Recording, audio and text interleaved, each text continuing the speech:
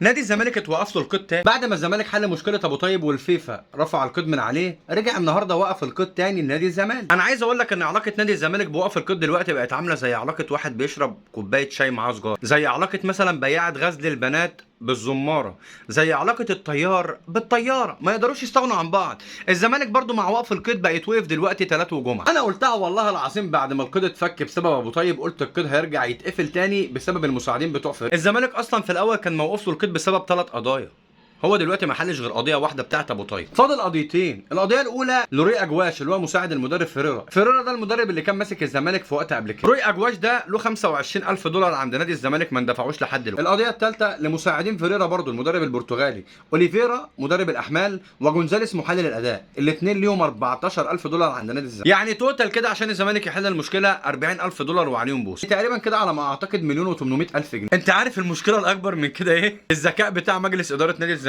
اللي مشت لعيبه كتير جدا منهم سامسون ونضاي. طلعت لعيبه كتير يعني على اساس ان هم خلاص طلعوا اللعيبه ديت وهيفكوا القيد، ولكن انا عارف ان الزمالك هيفك القيد. وزي ما الاتحاد المصري تدخل قبل كده وحل مشكله ابو طيب وجاب لهم الرخصه بتاعه المشاركه في الكونفدراليه، انا عايز اقول لك ان هم هيخشوا يتدخلوا ويحلوا المشكله تاني. بس المشكله بقى دلوقتي، السؤال اللي انا عايز دكر زملكاوي يطلع يجاوبنا عليه، انت دلوقتي قال لك مش هتخش الكونفدراليه لما تحل المشكله بتاعته وقف القيد اللي عندك.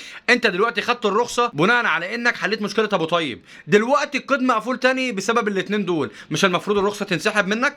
او الفيفا اصلا من الاول او الاتحاد الافريقي من الاول ما كانش اداك الرخصه علشان انت لسه عليك المشاكل ديت؟ ولا هي بتمشي بالحب ويرجع يقول لك انا مظلوم والاهلي مدلل للفيفا ومدلل للاتحاد وانا بيتحط عليها في كل البطولات؟ يا جدعان ده انتوا من كتر السواد بقيتوا مركز خامس في الدوري، ارحمونا بقى. مبروك عليكم وقف القيد الجديد.